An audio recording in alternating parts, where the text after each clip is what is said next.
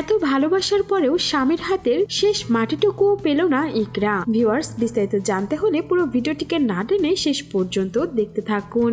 আমার মধ্যে কোনো গিল্টি ফিল নাই, আমি যেমন আমি তেমন। If you love me like this you can love me, if you hate me you can hate me. কিছুক্ষণ আগেই মাটি হয়ে গেল ইকরার, কিন্তু বিদেশ থেকে এখনো ফেরেনি আলভি। কতটাই না নিষ্ঠুর ইকরার ভালোবাসা, সেটা হয়তো ইকরা এখন বুঝতে পেরেছে। এত ভালোবাসার পরেও স্বামীর হাতের শেষ মাটিটুকুও পেল না ইকরা। নেপাল থেকে দেশে ফেরা তো দূরের কথা, খোঁজ খবরও নেননি আলভি। আর এদিকে ইকরার পরিবারের মানুষজনই তার শেষ কাজ সম্পূর্ণ করেছেন। শেষ মুহূর্তে রিজিককেও মাকে দেখাতে নিয়ে এসেছিল রিজিকের চাচা। নিজের পৈতৃক নিবাসে মাটি হলো ইকরার। শোনা যাচ্ছে আলভি আর তিথির বিরুদ্ধে ইকরার পরিবারের মানুষজন মামলা করেছে, কারণ এই দুইজনের জন্যই তিলে তিলে শেষ হয়ে গেছে ইকরা। ইকরার মায়ের দাবি এটাও ছিল। এই সবকিছুতে নাকি ইকরার শাশুড়ি অর্থাৎ আলভির মাও জড়িত।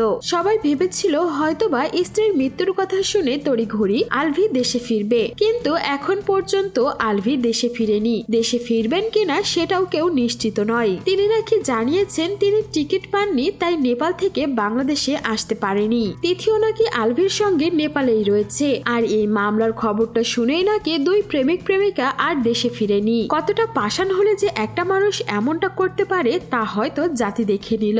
সো ভিউয়ার্স, এই ছিল আমাদের আজকের ভিডিও। আর আলভি যে নিজের স্ত্রীকে শেষ বিদায় জানাতেও আসলো না, সেই বিষয়ে আপনার কোনো মন্তব্য থাকলে জানাতে পারেন আমাদের কমেন্ট বক্সে। আর বিনোদন জগতের এমন লেটেস্ট আপডেট পেতে আমাদের চ্যানেলটিকে সাবস্ক্রাইব করে আমাদের সঙ্গেই থাকুন। ধন্যবাদ।